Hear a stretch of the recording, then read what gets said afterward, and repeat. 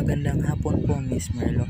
Ako po si Owen Cordero at ito po ang talampati sa aking posisyong papel. Ang titulo po ng aking posisyong papel ay ang importansya ng online learning sa panahon ng pandemya. Itatalakay ko po kung bakit at paano importante ang online learning para sa mga bata sa panahon ng pandemya at paano ito makatutulong sa mga bata.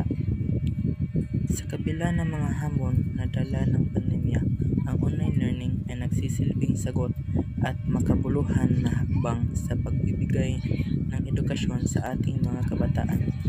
Sa pamamagitan ng teknolohiya, nagiging magsigla ang pagtuturo at pag-aaral, magbibigay daan sa pagtuloy na pag-unlad ng kaalaman at kasanayan ng mga mag-aaral. Alam naman natin na importante ang online learning at dahil dyan, itatalakay ko po ang mga benepisyo ng online learning sa mga estudyante. Una po sa lahat, ang accessibilidad. Ang online learning ay nagbubukas ng pinto ng edukasyon para sa marami saan mong sulok na bansa. Maaaring magkaroon ng pagkakataon ang mga estudyante na hindi kayang makapag-aral sa tradisyonal na setting. Ito'y mapagkalawak na oportunidad para sa lahat, anuman ang kalagayan o lokasyon, kalawa naman. Ang sistema ng online learning ay nagbibigay daan sa masusing pag-aaral at magplano ng oras. Ito ay nagpapahintulot sa mga estudyante na mag-adjust ng kanilang oras ng pag-aaral ayon sa kanilang pangangailangan at personal na kalagayan.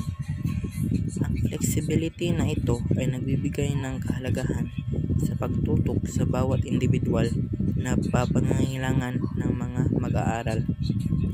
Ikatlo naman, ang kaligtasan. Sa panahon ng pandemya, critical ang kaligtasan ng bawat isa. Ang online learning ay nagbibigay daan sa pagtuloy na pag-aaral nung hindi kinakailangan ilagay sa panganib ang kalusugan ng mga estudyante. Ito'y isang mahalagang hakbang para sa continuous learning sa kabila ng krisis. Maliban naman sa benepisyo, meron din namang limitasyon ang online learning para sa mga estudyante. Una po sa lahat, ang koneksyon sa internet. Hindi maikakaila na may ilang hamon ang kaugnay sa koneksyon sa internet.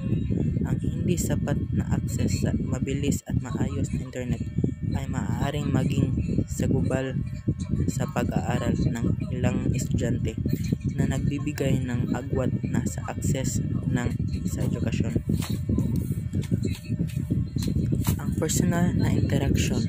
Ang traditional na classroom setting ay nagbibigay daan sa personal na interaction sa pagitan ng guro at estudyante.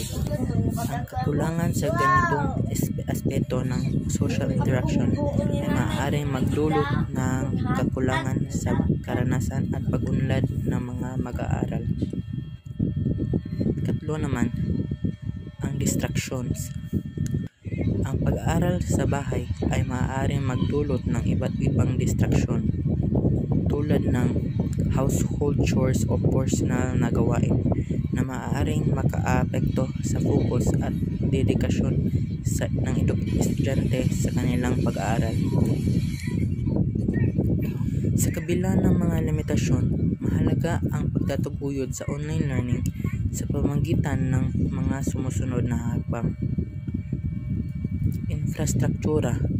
Pangasiwaan ang pagpapabuti ng internet infrastructure para sa mas mabilis na koneksyon. Ibigay ang sapat na pagsasanay sa mga guro at estudyante upang maging handa sa online learning. Maglaan ng suportang fisyo-social sa mga mag-aaral upang malabanan ang hamon ng pag-aaral sa online platform.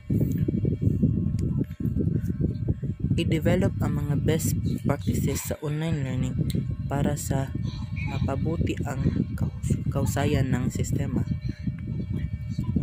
Ang pagkatapos naman sa huli Ang online learning ay hindi lamang isang alternatibong paraan ng pag-aaral, kundi isang mahalagang kasangkapan na nabibigay daan sa mas malawakang access, flexibility at kaligtasan. Sa pagtuloy na pag-unlad ng teknolohiya, mahalaga na tayo ay maging bukas sa mga pagbabago at pag-angkop sa mga bagong paradigma ng edukasyon.